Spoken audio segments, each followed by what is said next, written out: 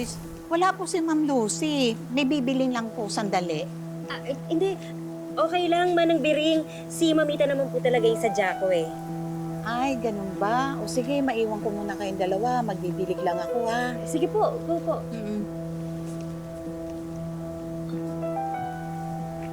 Mamita, kamusta po kayo? Mamita, alam ko na po yung nangyari tungkol kay Lucy. Alam ko na rin po na alam ninyo na nagkapalit sila ng katawan. Mamita, nakalaya na siya. Sa akin siya ngayon tumutuloy. Mamita, miss na miss ka na niya.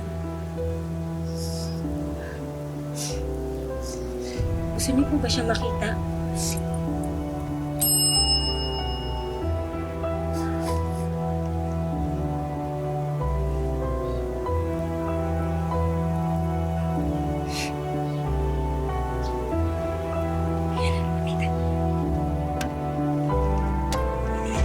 Ay, Ma'am Joyce, bakit? Saan niyo po dadalhin si Ma'am Asul? Hindi, Manang Biring. Mamamasyal lang kami ni Mamita. Ipapasyal ko para naman meron siyang ibang view na makita. Nature therapy, ganun. Eh, ganun ba? O sige, saglit, sasama ako. Hindi na. Ako na, Manang Biring. Para hindi ko na maistorbo sa mga trabaho mo. Marami kang gagawin, di ba? Ako na. Naku, Ma'am, hindi po pwede, hindi po ako kasama. Manang Biring naman eh. Parang ibang tao naman ako. Ako lang to. Mamita, di ba gusto niyo pong sumama sa akin?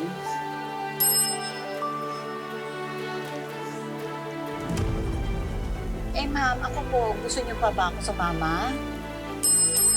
Ay, no daw. Diba? Sabi sa'yo eh. Ako nang bahala, Manang Biring. Ako na bahala sa kanya, ha? Oo, ako na. Salamat, Manang Biring. Sige, tulungan na kita. Sige po. Sige po.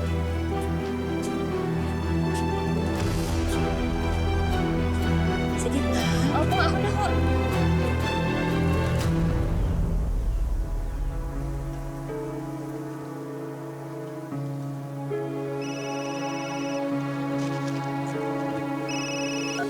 Hello, bro?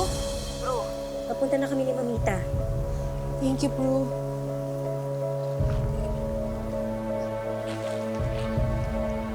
Lord, please, magkaroon po kayo ng milagro sa amin.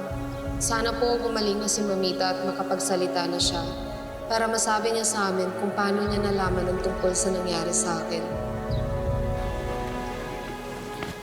Manang Biring, bakit kayo nandito sa labas? Nasaan si Mamita? Sino nagbabantay sa kanya?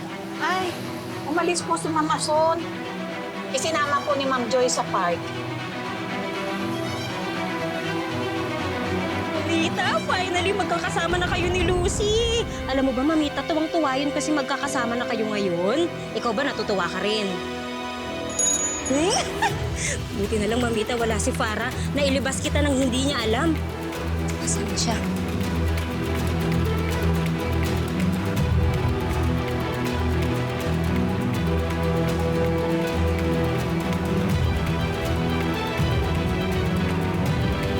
Mamita!